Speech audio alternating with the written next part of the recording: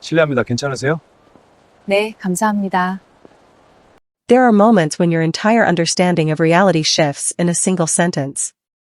For Yunho Hoseok, that moment happened on a gray Tuesday afternoon in Busan, South Korea, when a red-headed Scottish woman with pale freckled skin spoke 3 words in a dialect of Korean that had been dead for 400 years, and his dementia-stricken grandfather, who hadn't recognized his own family in 6 months, went completely still and started crying. But I'm getting ahead of myself. Let me tell you about Yunho Hoseok first. 28 years old, third-generation owner of Hanul Maritime Shipping, one of the largest private freight companies in South Korea. His grandfather had built the company from a single fishing boat in 1953. His father had expanded it into legitimate empire. Yunho had inherited both the business and the burden of maintaining a legacy he'd never asked for. He was drowning in expectations. Family duty, corporate responsibility, the weight of being the last male Hoseok in a lineage that traced back 17 generations. His life was spreadsheets and board meetings and dutiful visits to his grandfather's care facility, watching dementia slowly erase the man who'd taught him everything about honor, persistence, and what it meant to carry a family name. Then there was Ariana McGregor. 26 years old, from Edinburgh, Scotland. Red hair that caught light like copper wire, pale skin that burned in any sun stronger than Scottish drizzle, and an academic specialization so obscure that most people didn't believe it was real, Middle Korean linguistics, specifically the court dialect spoken during the Joseon dynasty from 1392 to 1897. She'd spent 7 years learning a language that no living person spoke conversationally. Studied manuscripts, poetry, royal court records. Earned a PhD from Seoul National University by reconstructing pronunciation patterns from 500-year-old phonetic guides. She was, by any reasonable measure, the world's leading expert on a completely useless subject. Except it turned out not to be useless at all. Their meeting was accident, the kind of collision that feels like fate only in retrospect. Ariana was lost in Busan's Gamcheon Culture Village, the hillside neighborhood known for its colorful houses and artistic murals. She'd been researching historical district preservation patterns, got turned around in the maze-like streets, and ended up completely disoriented with a dead phone battery and increasingly concerned that her terrible sense of direction had finally gotten her into actual trouble. Yunho was there visiting the neighborhood's community center, which his company sponsored as part of their corporate social responsibility program. He saw an obviously foreign woman standing at an intersection looking confused, holding a paper map upside down, and made the assumption everyone makes, lost tourist who needs help. "Excuse me," he said in English, approaching with the polite helpfulness that South Koreans extend to confused foreigners. "Are you lost? I can help you find." "Oh, thank God," Ariana interrupted in English with a thick Scottish accent. "I'm trying to find the bus stop that goes back to Siamayan, but these streets all look identical and I think I've been walking in circles for 20 minutes. "The bus stop is that direction," Yunho pointed. "But it's a complicated route." "Where are you staying?" "I can call you a taxi." "That's very kind, but I can manage." "I just need," Ariana's phone buzzed suddenly, apparently resurrecting from battery death long enough to show an incoming call. She glanced at the screen and her expression shifted. "Oh no. I'm supposed to be at a meeting in 15 minutes. There's no way I'll make it." "What meeting?"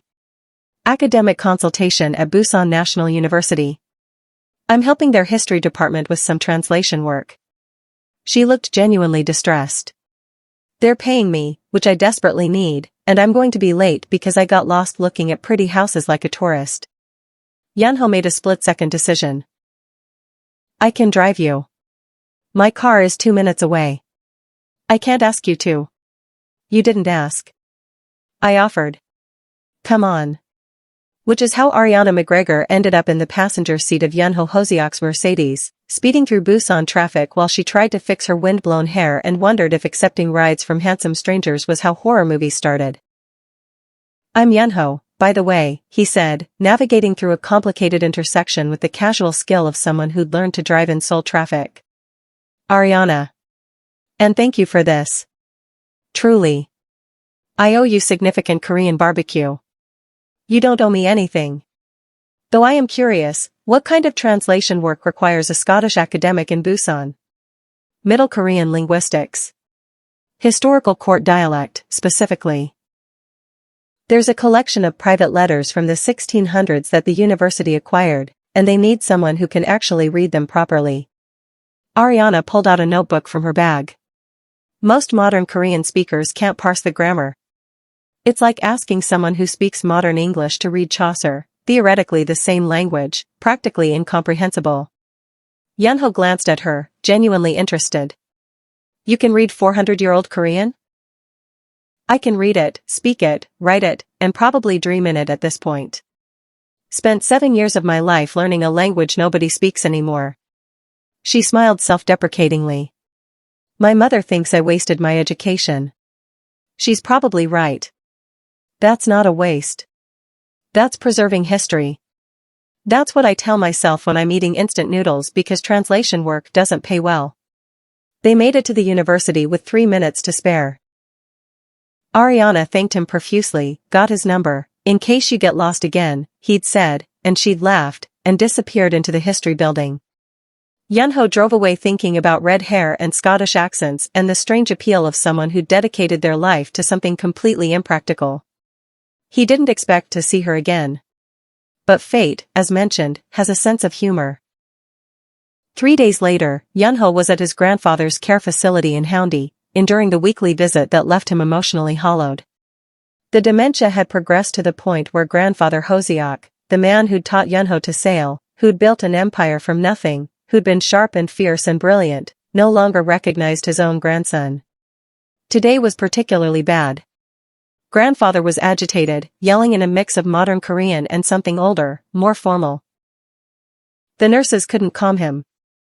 Yunho's presence made it worse. Sometimes his grandfather seemed to think Yunho was a stranger trying to steal from him, sometimes a business rival, sometimes just a confusing presence that triggered more anxiety. Maybe you should come back tomorrow, the head nurse suggested gently. He's having a difficult day. Yunho felt the familiar helplessness. What's he saying? Some of those words. I don't know. It's older Korean, dialect maybe. We can't quite understand it. And that's when Yunho saw her. Ariana McGregor, walking down the care facility hallway with another woman, clearly being given a tour. She was dressed professionally, button-down shirt, slacks, her red hair pulled back, and she was listening to someone explain the facility's programs for dementia patients with linguistic regression. Their eyes met. Ariana's face lit up with recognition. Yunho. What are you doing here? My grandfather is a resident. You? Job interview, actually. The facility is looking for someone who can help with patients experiencing linguistic regression. Apparently some dementia patients revert to older forms of Korean, and the staff can't always understand them. She looked apologetic. I'm sorry about your grandfather. From the room behind Yunho, his grandfather's voice rose again, angry, confused, speaking in that formal dialect that nobody understood. Ariana's head tilted slightly, her expression shifting from social to analytical. Is that him? Yes. He's having a bad day. May I? Ariana gestured toward the room. Yunho hesitated. But his grandfather was already upset, already lost in confusion. What harm could it do? Sure. But he doesn't recognize people anymore. He might. Ariana was already moving into the room, her entire demeanor changing. She approached grandfather Hoseok slowly, non-threatening, and when she spoke, it wasn't in modern Korean. It was in the court dialect. Formal, archaic, pronounced with the tonal precision that hadn't been used in everyday speech for 4 centuries. Honored elder, may I offer assistance? The words were modern in meaning but ancient in structure, spoken with the honorific grammar patterns of the Joseon court. Grandfather Hoseok stopped mid-sentence. He stared at Ariana. This foreign woman with red hair and pale skin, and something shifted in his eyes. Recognition. Not of Ariana specifically, but of the language itself. He responded in the same dialect, his voice losing its agitation, becoming almost conversational. Ariana replied, and suddenly they were speaking together in a language that predated the Korean War, the Japanese occupation, the entire modern era.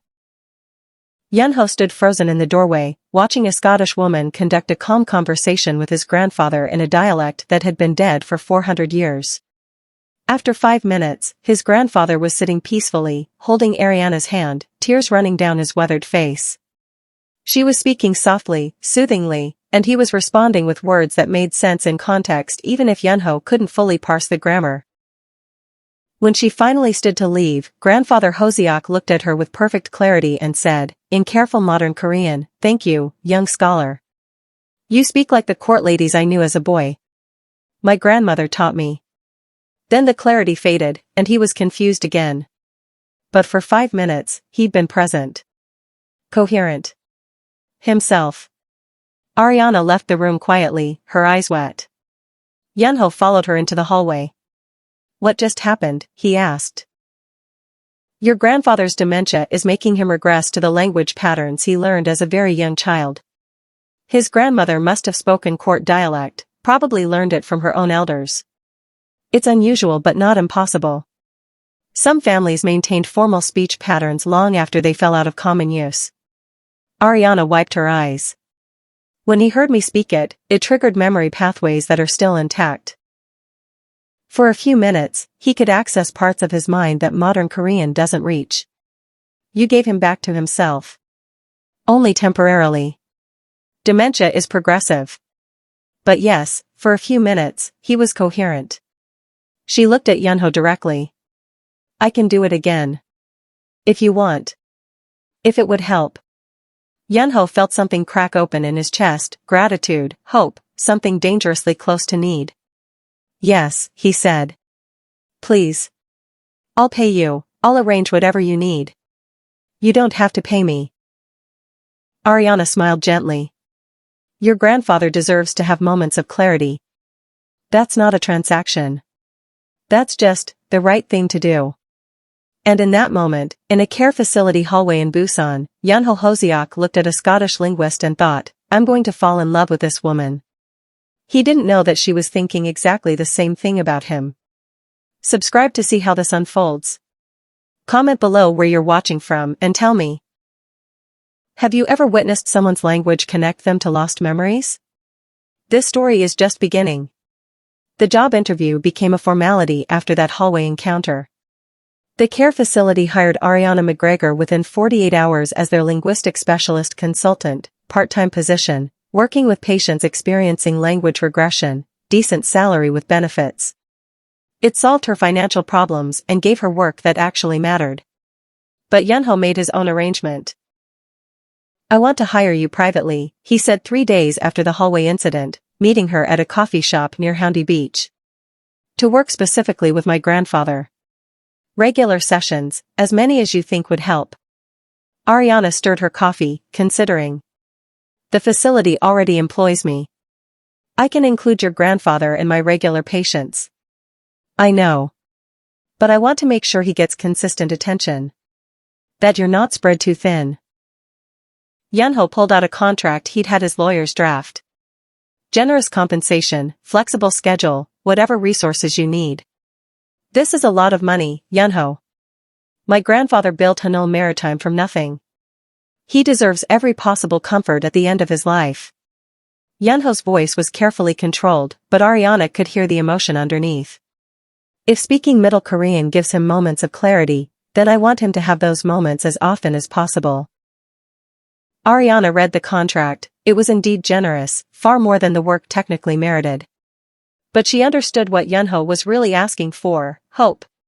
A way to connect with his grandfather when modern medicine offered none. "I'll do it," she said. "But not for this much money. That's excessive."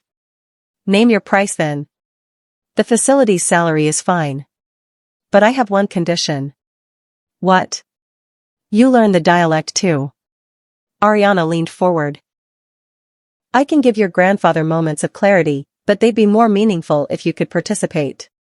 If he could speak with his grandson in the language that unlocks those memories." Yunho blinked. "I don't know if I can."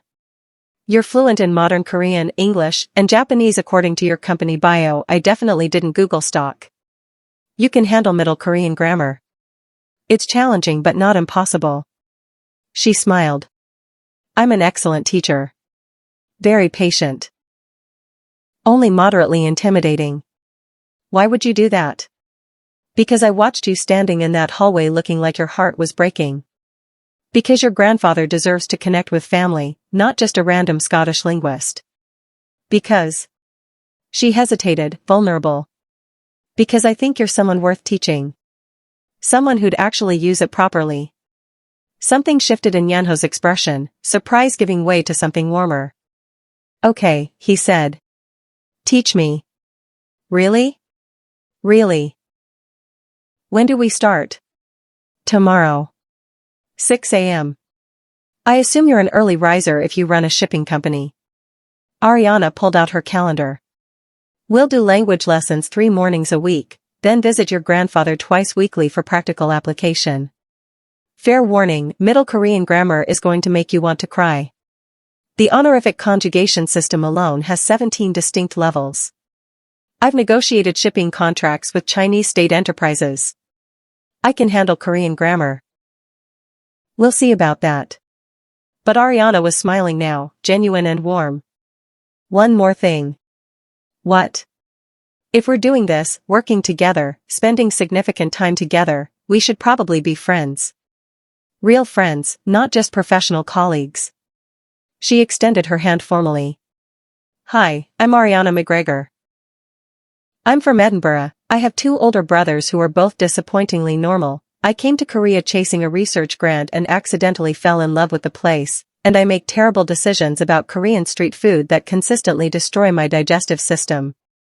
Yanho shook her hand, matching her tone. Hi, I'm Yanho Hosiak.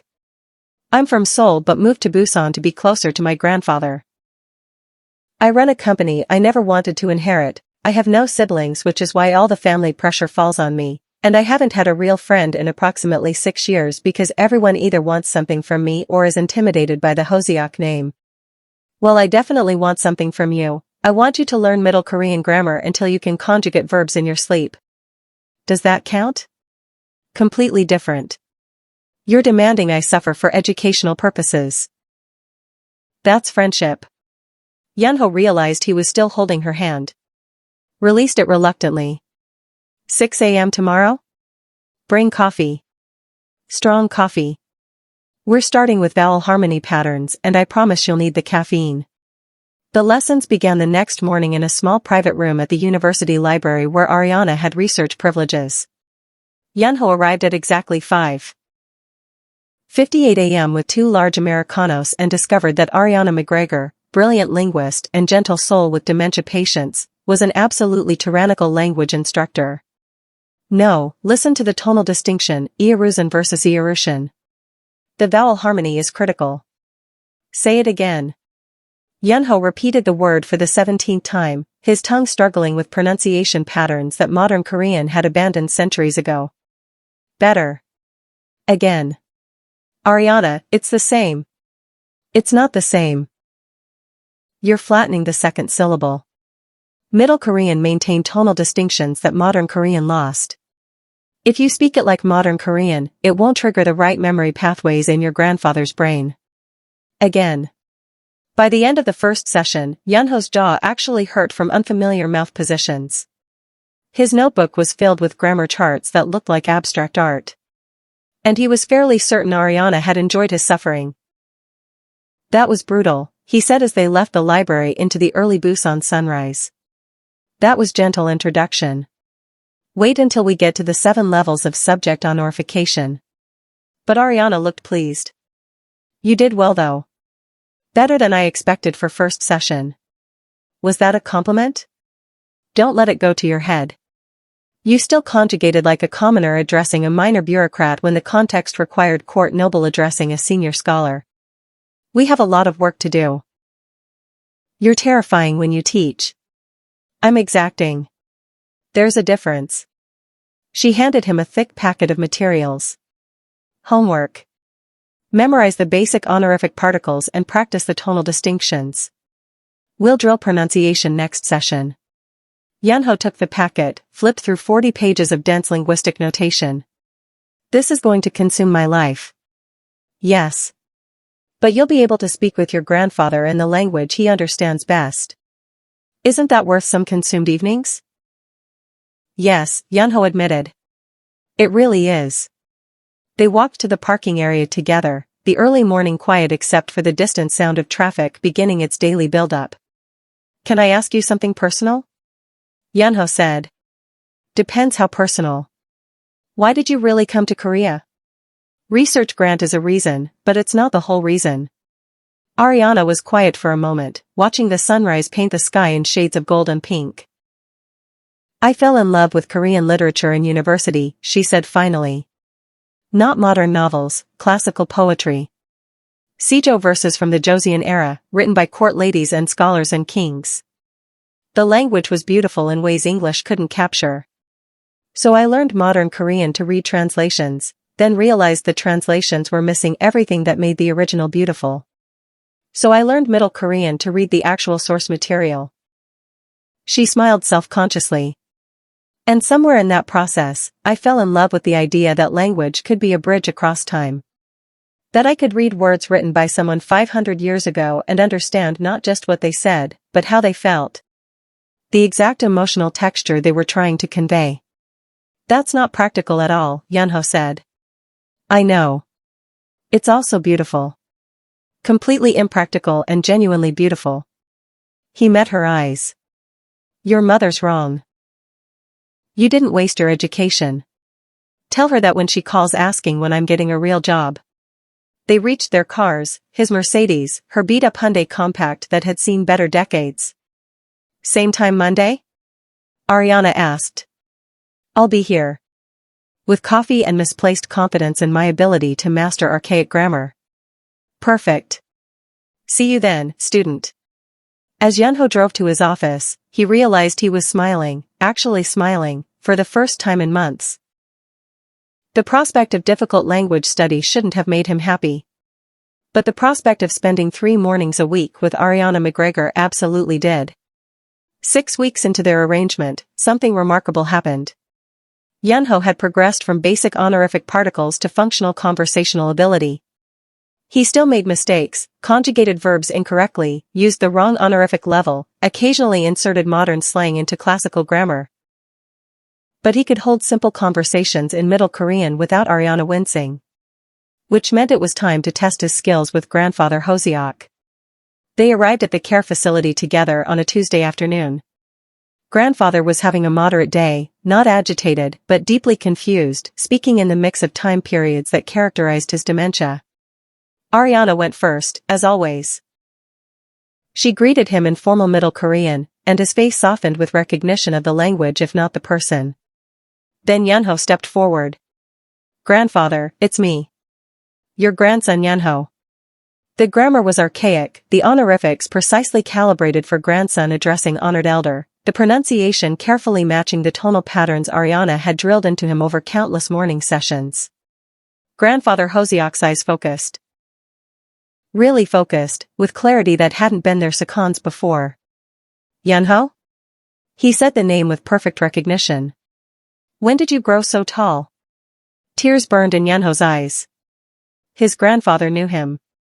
Not as a threatening stranger, not as a confusing presence, but as his actual grandson. He managed to respond in shaky Middle Korean.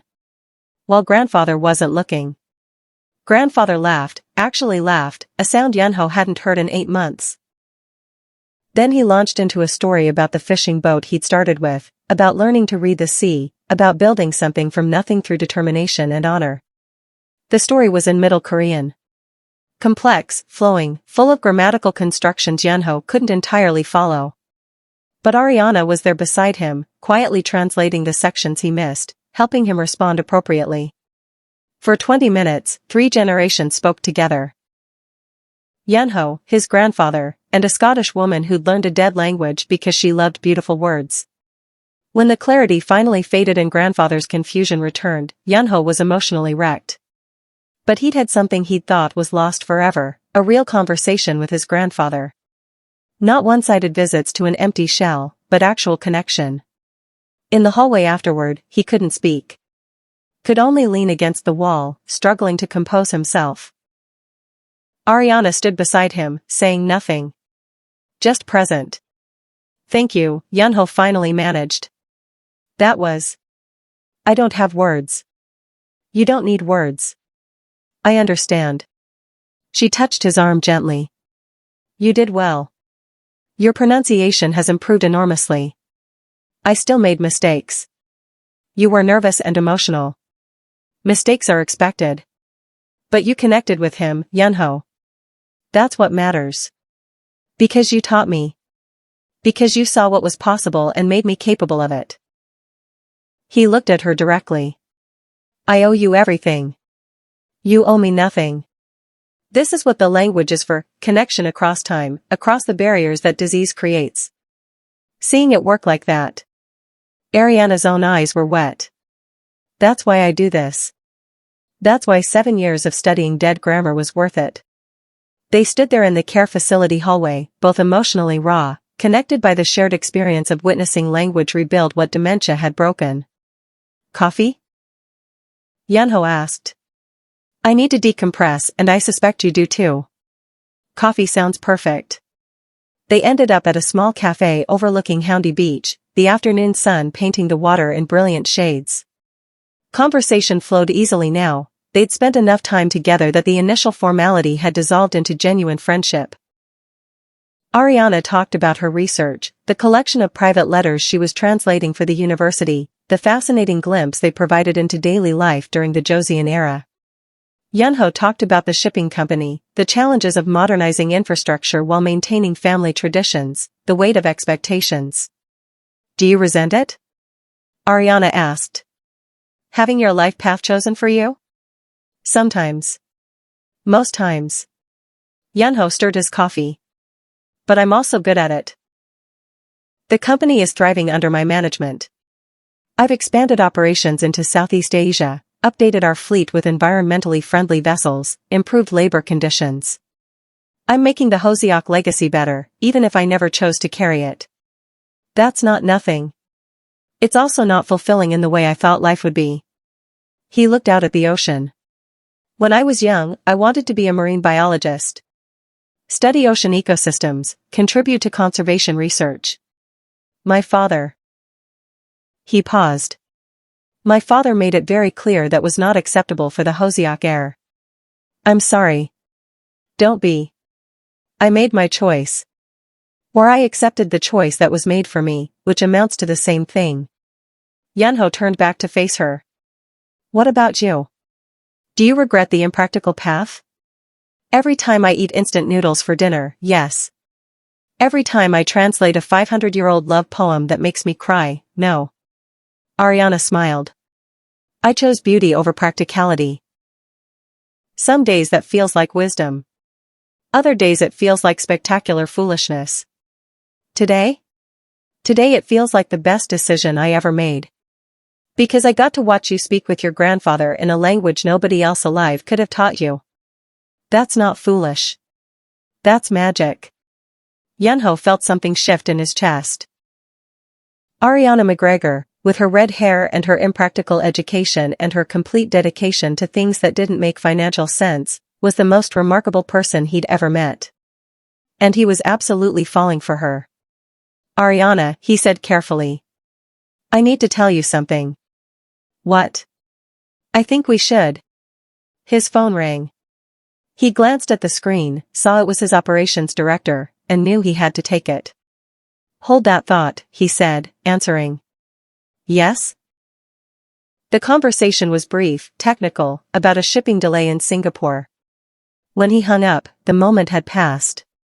Ariana was checking her own phone, responding to messages about her university translation project. Sorry, Yunho said. Work crisis. What was I saying? You were about to tell me something. Ariana looked up from her phone, curious. Yunho chickened out. Just that we should schedule more grandfather visits. Maybe 3 times a week instead of 2. Sounds good. I'll coordinate with the facility. They finished their coffee, made plans for the next language lesson, and parted ways. Yunho drove back to his office thinking about all the things he hadn't said. About how Ariana made him laugh during brutal morning grammar drills. About how her presence had made his burden feel lighter. About how somewhere between vowel harmony exercises and Middle Korean poetry recitation, he'd started falling in love with her. He should tell her. Should be honest about his feelings. But what if it ruined everything? What if she didn't feel the same way? What if acknowledging his feelings destroyed the partnership they'd built? Yunho did what he always did when faced with emotional uncertainty. He buried himself in work and told himself he'd deal with it later. It was a decision he'd come to regret. The complication arrived in the form of Yunho's mother. Mrs. Hoseok was a formidable woman.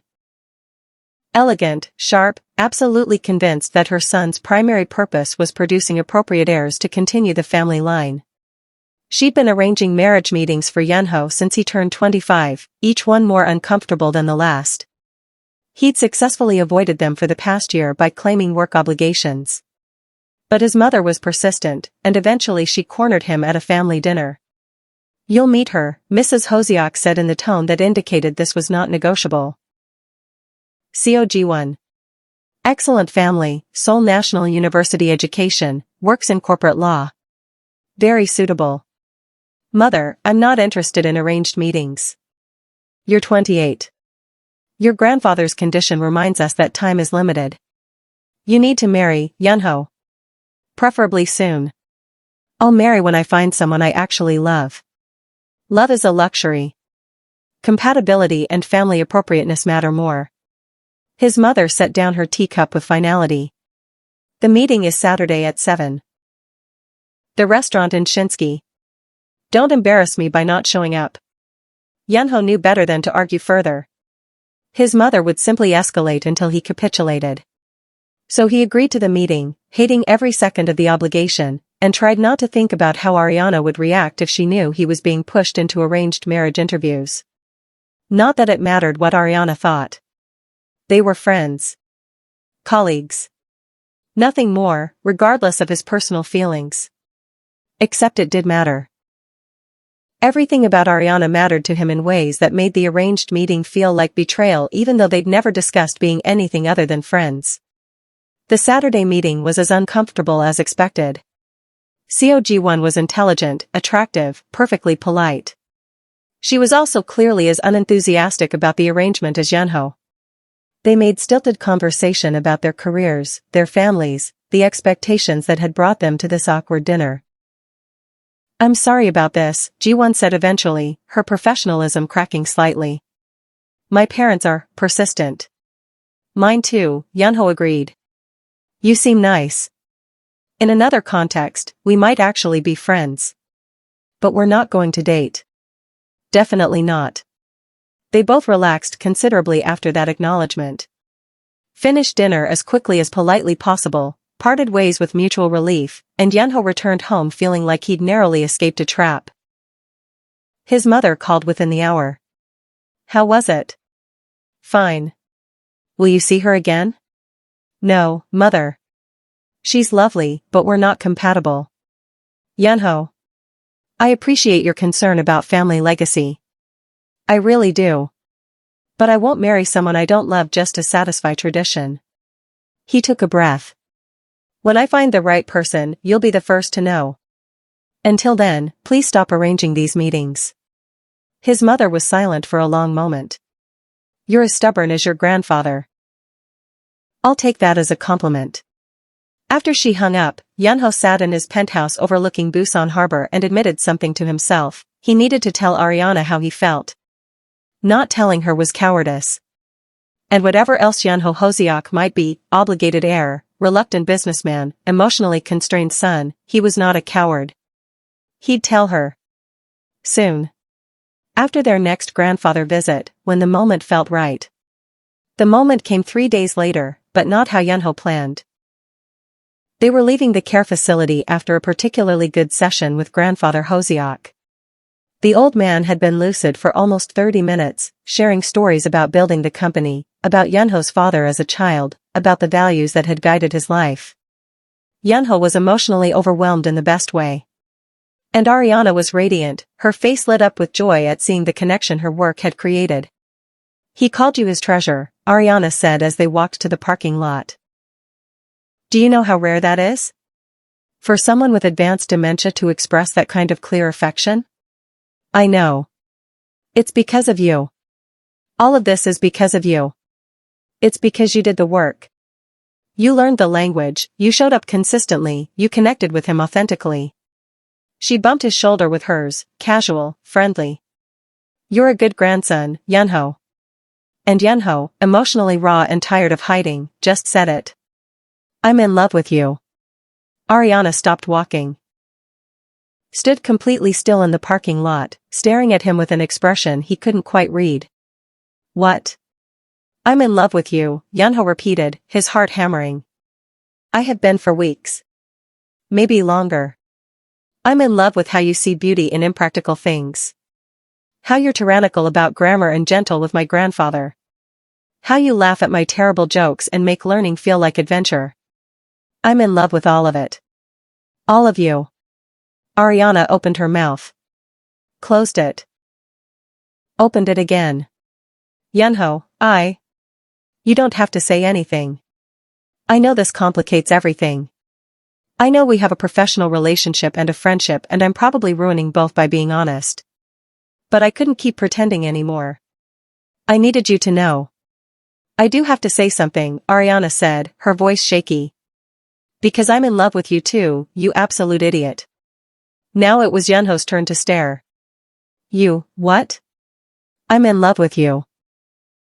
Have been since approximately the third grammar lesson when you rage conjugated a verb incorrectly and then laughed at yourself instead of getting defensive.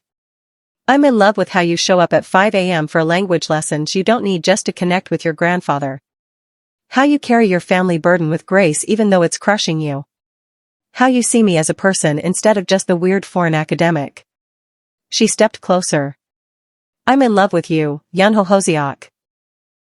And I've been terrified to say it because I thought it would ruin everything. They stood in the parking lot, both of them shocked, both of them hopeful. So we're both idiots, Yunho said. Spectacularly so. What do we do now? I have some ideas. Ariana closed the distance between them and kissed him. It was perfect, tentative at first, then deeper, months of tension and unspoken feeling compressed into that single moment of connection. When they finally broke apart, both breathless, Yunho felt like his entire world had just realigned into something better. That was long overdue, Ariana finished. We wasted a lot of time being professional and appropriate. We should make up for it. Definitely. Starting with dinner. Real dinner, not coffee shop decompression. Actual date dinner. Tonight? Tonight. 7 p.m. Pick me up, take me somewhere nice, and we'll figure out how this works. She kissed him again, quick and sweet. Fair warning, I'm a terrible girlfriend. I'll correct your grammar during romantic moments and I have strong opinions about historical accuracy in Korean dramas. I'm a terrible boyfriend. I work 80-hour weeks and I have family obligations that will make you want to scream. Perfect. We're terrible together. Ariana smiled, bright and genuine. I wouldn't have it any other way. The dinner was perfect. The next 3 months were even better. Yunho and Ariana fell into a relationship that felt both inevitable and surprising. They kept the language lessons, now punctuated with kisses and terrible Middle Korean puns. They continued visiting grandfather Hoseok together, watching him connect with his grandson in a language that bridged time and disease. Ariana met Yunho's business associates, charming them with her intelligence and complete lack of intimidation by corporate power. Yunho met Ariana's academic friends, learning more about linguistics than he'd ever imagined knowing. They were happy. Genuinely, unexpectedly happy. Until Yunho's mother found out. Mrs. Hoseok's reaction to learning her son was dating a Scottish linguist was not positive. She's foreign, his mother said, as if this was a terminal diagnosis. She's Scottish, yes. She has no family connections. No business background. No appropriateness for the Hoseok name. She's brilliant, kind, and the reason I can communicate with grandfather in his last coherent moments. I'd say that's pretty appropriate. Yunho kept his voice calm, but his patience was wearing thin. This is not acceptable, Yunho. The family expects. The family expects me to marry someone who enhances the Hoseok legacy. Ariana does that. She's given grandfather more peace than any doctor or treatment. He met his mother's eyes directly. I'm in love with her. I'm going to continue seeing her. And I need you to respect that.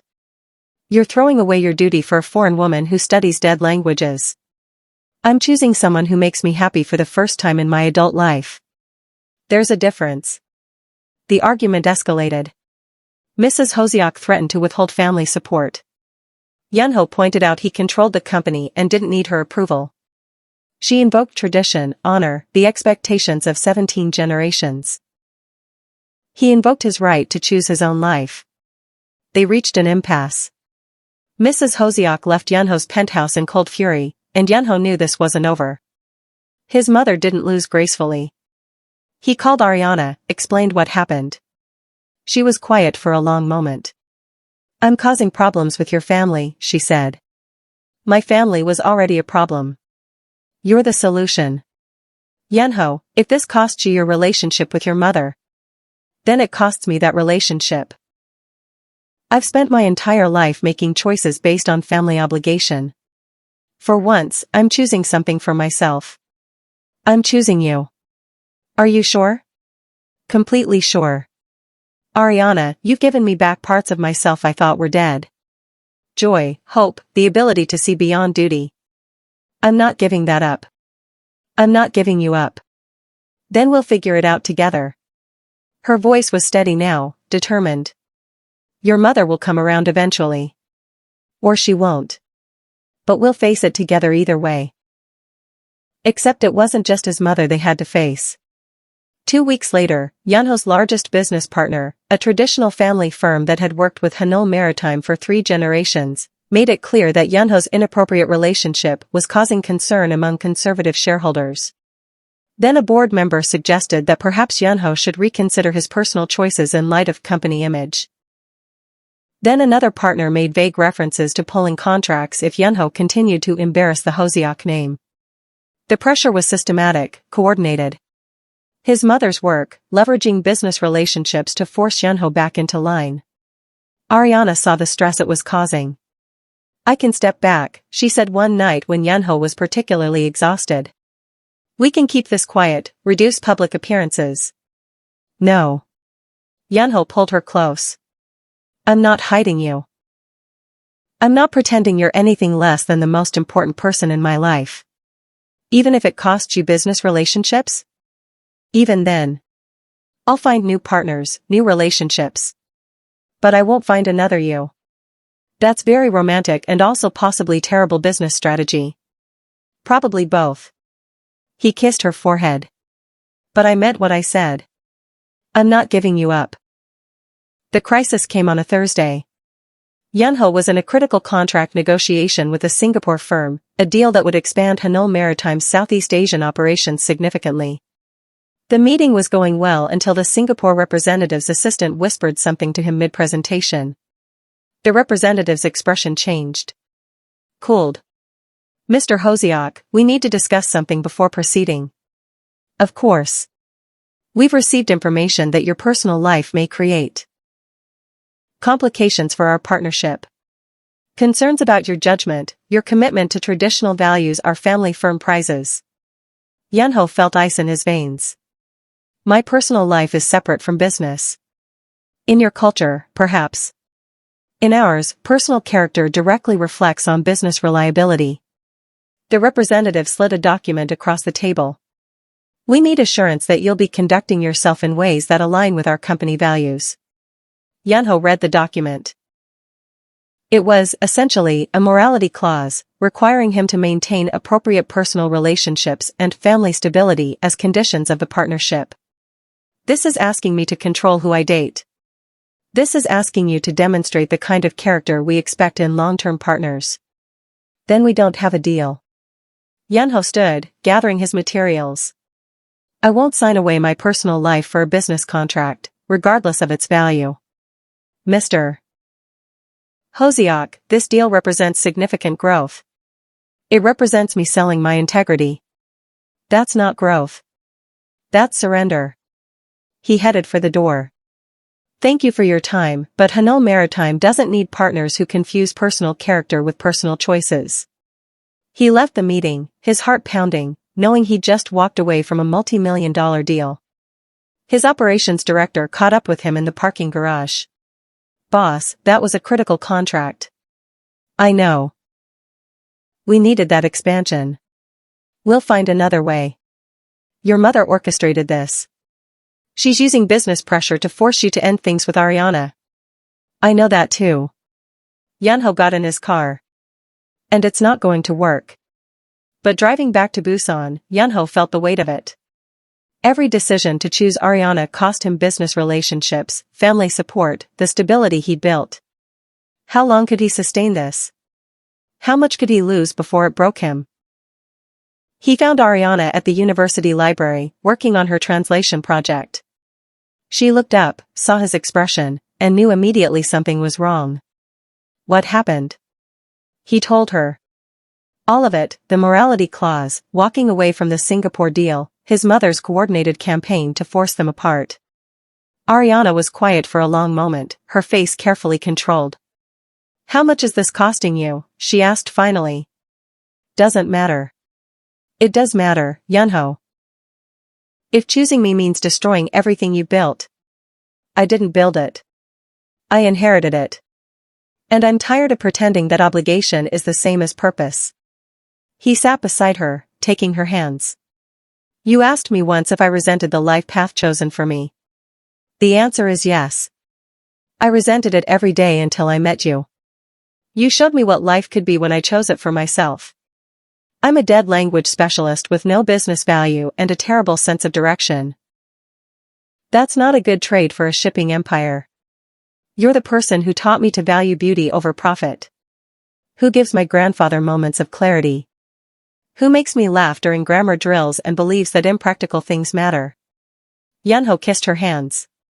That's worth every contract I have to walk away from. Your mother will never accept me. Then she doesn't accept me either. We're a package deal. Ariana's eyes filled with tears. I don't want to cost you your family. You're not costing me anything. My mother's expectations are doing that. And I'm tired of meeting expectations instead of making choices. He pulled her closer. I love you, Ariana McGregor. That's my choice. And I'm not changing it regardless of the cost. She kissed him then, desperate, grateful, terrified. I love you too, she whispered against his lips. Even though this is a disaster and we're probably both making terrible life decisions. The best terrible decision I ever made. They held each other in the quiet library, two people choosing love over practicality, connection over tradition, and hoping it would be enough. The turn came from an unexpected source, Grandfather Hosiak. Mrs. Hosiak had been avoiding the care facility since learning about Ariana, couldn't bear to see her son with the inappropriate foreign woman. But family duty eventually forced her to visit her father-in-law. She arrived on a day when Yunho and Ariana were already there, conducting their regular session.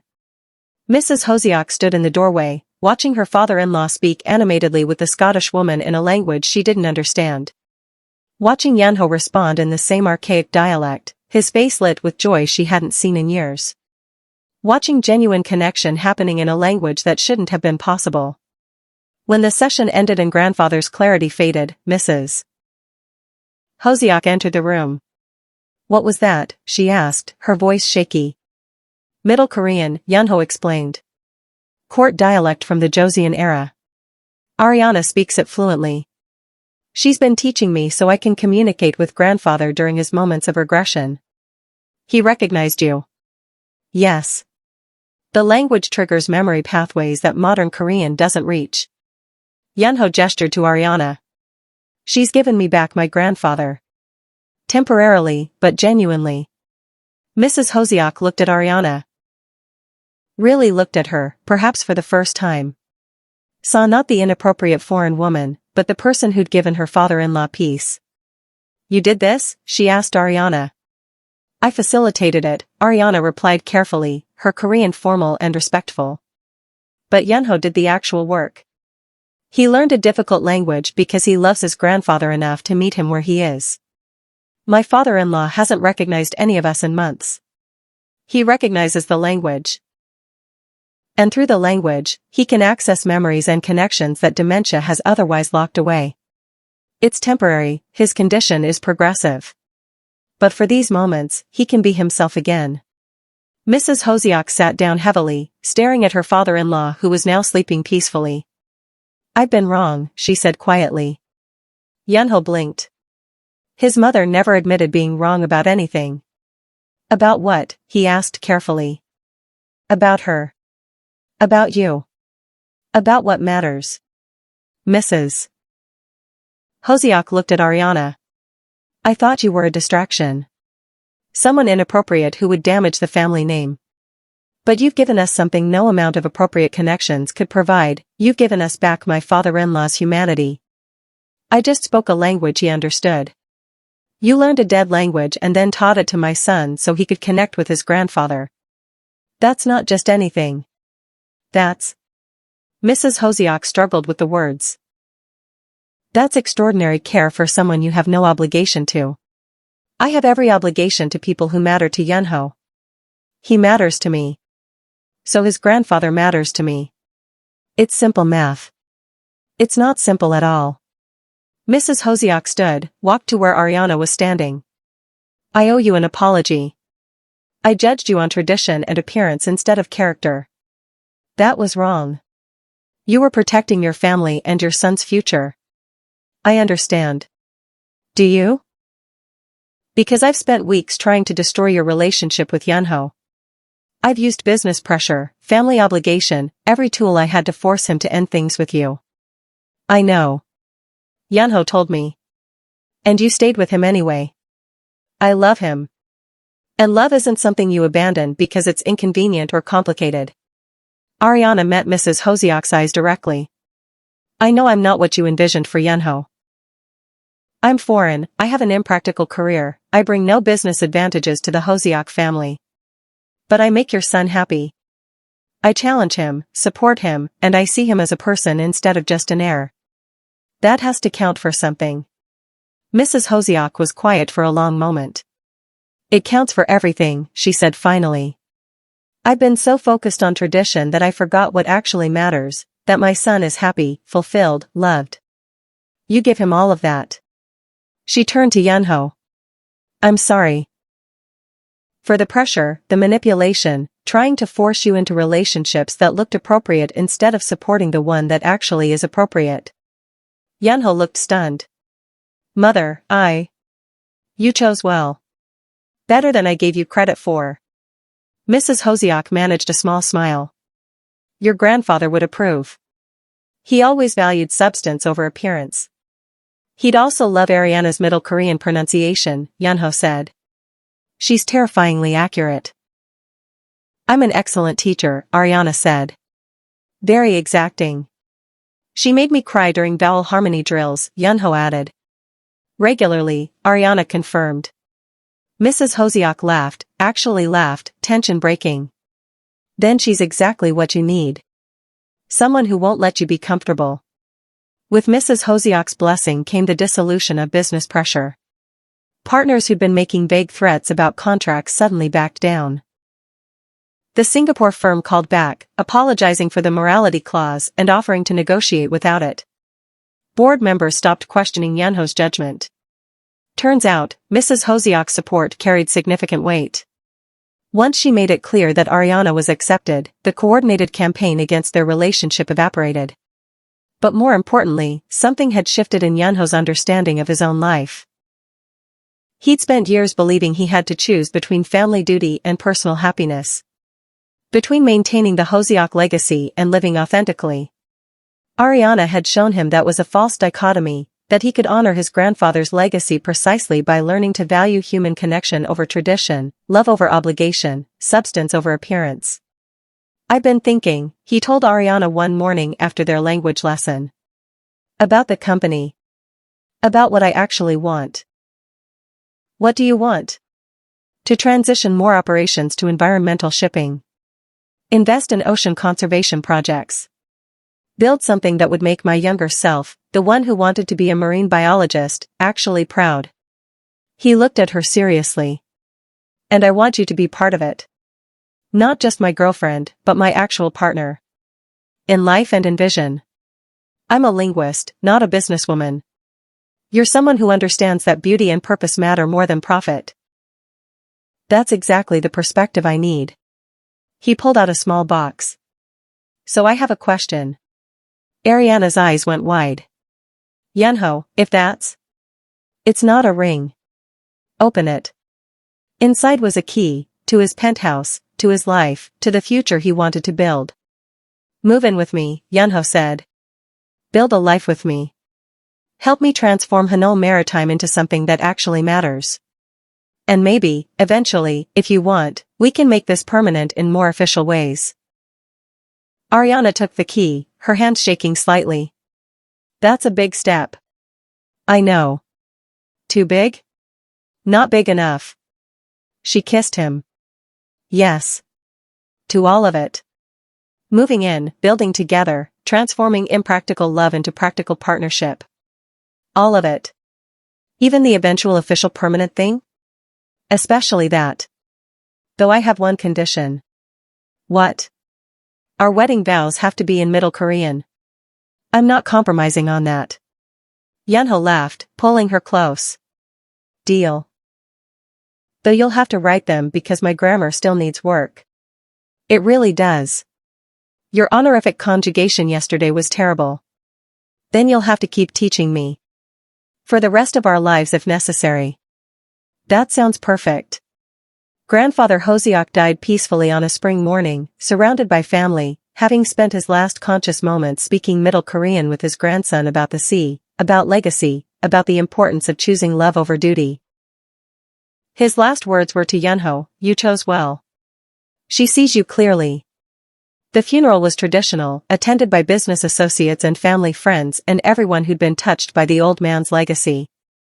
But the eulogy Yunho delivered was in two languages, modern Korean for the assembled guests, and Middle Korean for his grandfather's spirit.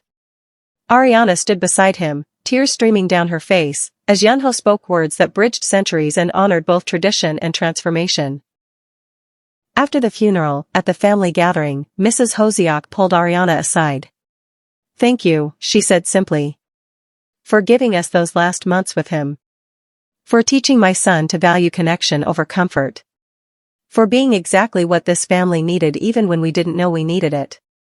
"He gave me purpose," Ariana replied. "Your father-in-law, I mean. And Yunho. They both showed me that impractical things matter most. Will you stay in Korea? Or does your research take you elsewhere?" "I'm staying. The university offered me a permanent position developing their historical linguistics program. And Yunho needs someone to keep him grammatically honest." Ariana smiled. "Plus, I love it here.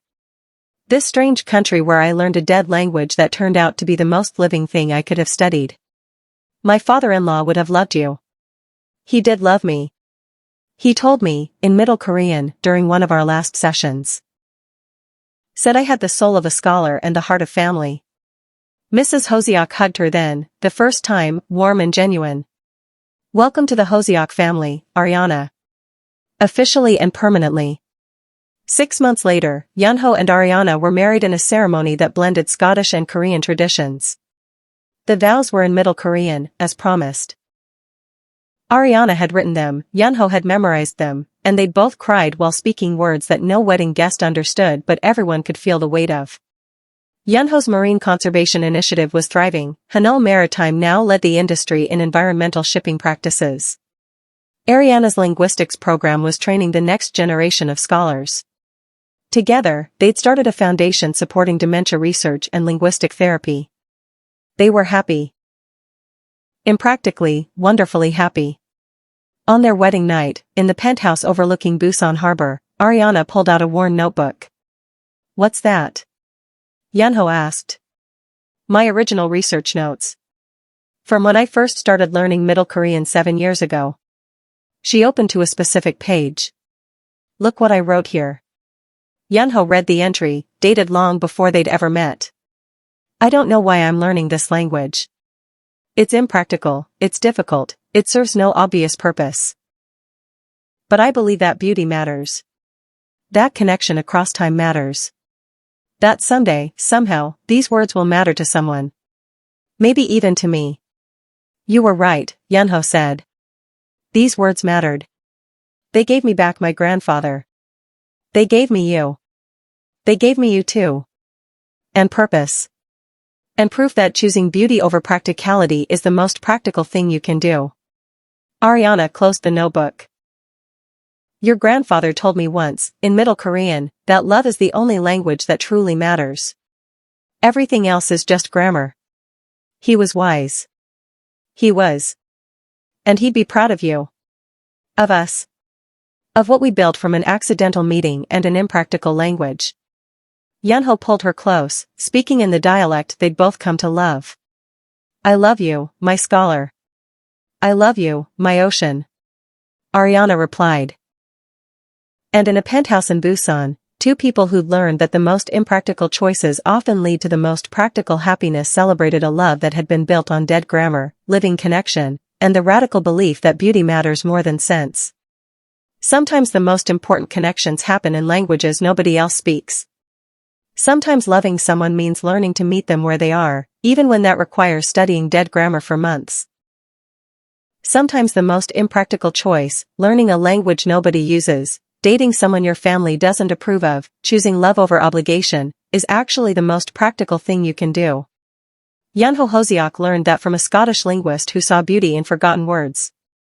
Ariana McGregor learned it from a reluctant heir who was willing to do the hard work of connecting with his grandfather. Together, they proved that substance matters more than appearance, that growth matters more than comfort, and that love, in any language, living or dead, is always worth the effort. If you loved this story, hit that like button and subscribe for more stories about unexpected connections and the power of choosing authenticity over expectation. Comment below, have you ever learned something impractical that turned out to matter more than you expected? Or witnessed language connect people across impossible distances? Let me know, I love hearing your stories. Thanks for watching, and remember, the most beautiful things in life are often the most impractical. But that doesn't make them any less essential. Until next time.